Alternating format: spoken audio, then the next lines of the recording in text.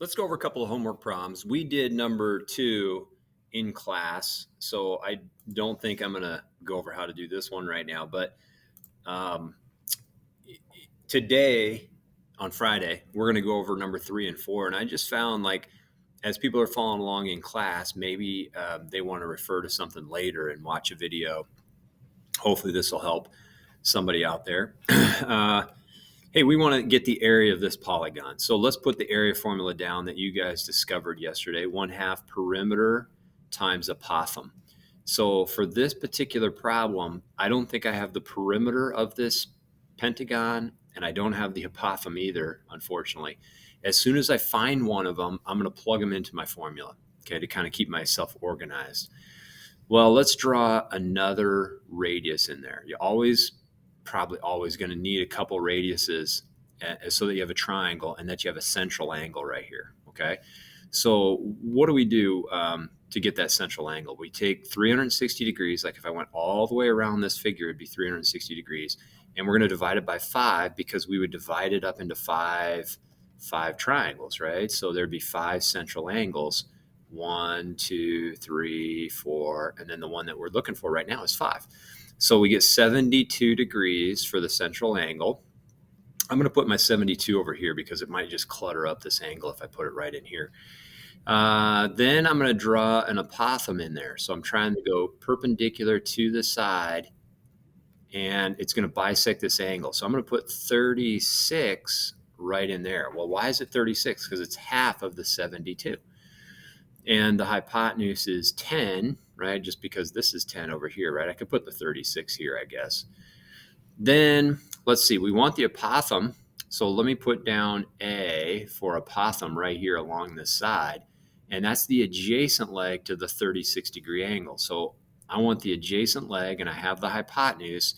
So using SOHCAHTOA, I'm going to do adjacent over hypotenuse, so that's A over 10. So that's the cosine of 36 degrees, okay? Now let's multiply both sides by 10 to get the 10 out of the denominator. So I go multiply by 10, multiply by 10, and these 10s are going to divide to 1. And so now I don't want to run into here, so I'm going to come like over here and put down 10 times the cosine of 36. Let's go over to Desmos, and I'm going to go 10 cosine 36. And wait a minute, that's in the wrong mode. So I scroll down here, change the degree mode. Okay, so I get about 8.1. Now on my paper, I'm going to put 8.1, but I'm going to keep this on Desmos, and I'm going to use it as much accuracy as Desmos can handle. So apothem, I just got 8.1 for that. All right. So, boy, I don't know if I can fit 8.1 right here without cluttering up my drawing too much. I guess I could.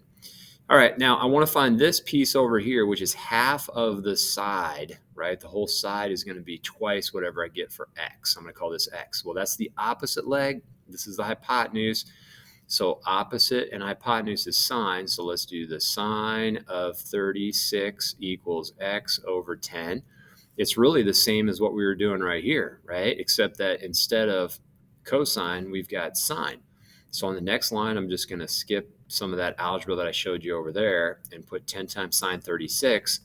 And let's come over here and let's get rid of this and make it sine. Okay, so that's 5.87. So let's call it 5.9.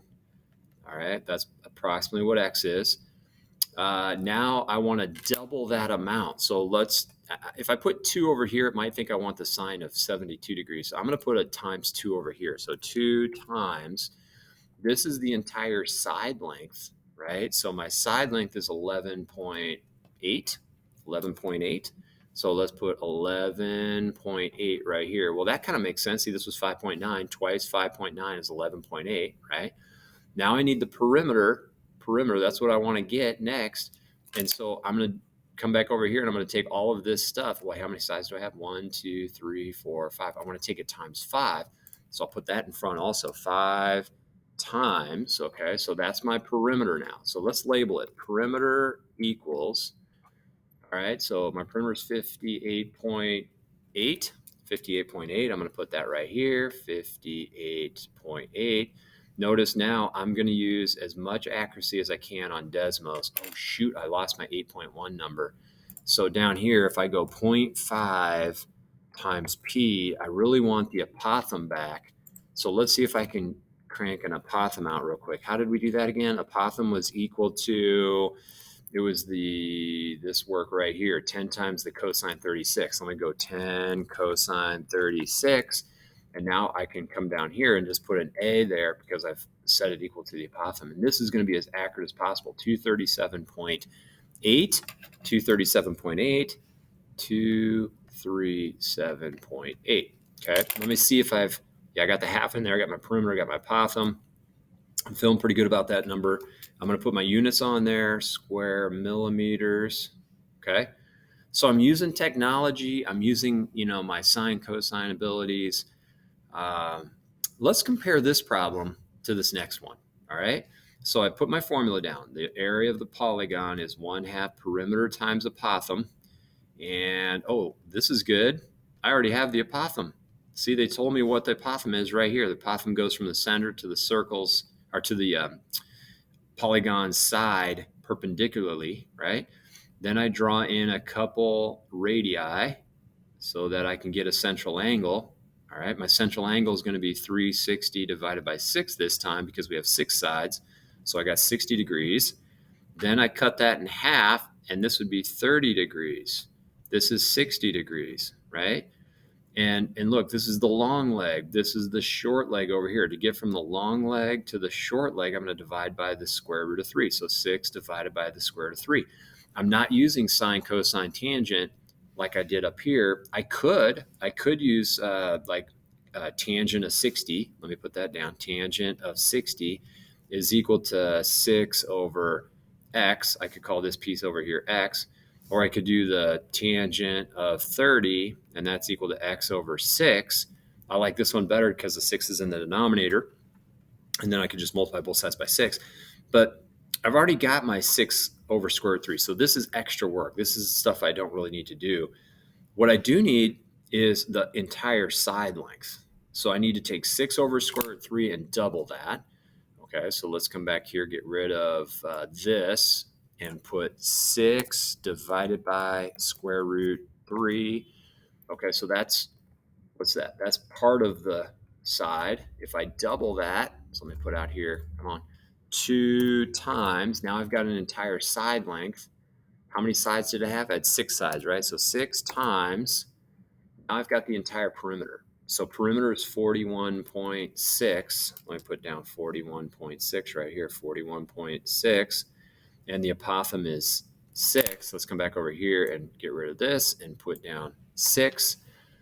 And now I've got my area, 1/2 perimeter times apothem. It's taking this answer times this answer, and we've got 124.7. So my final answer, 124.7. Hey, thanks for watching my video, everybody. I hope this helps you to finish the homework. And I know these are difficult problems, lots of steps, lots of concepts we're tying together, but it's really good that you put some effort in. Appreciate it.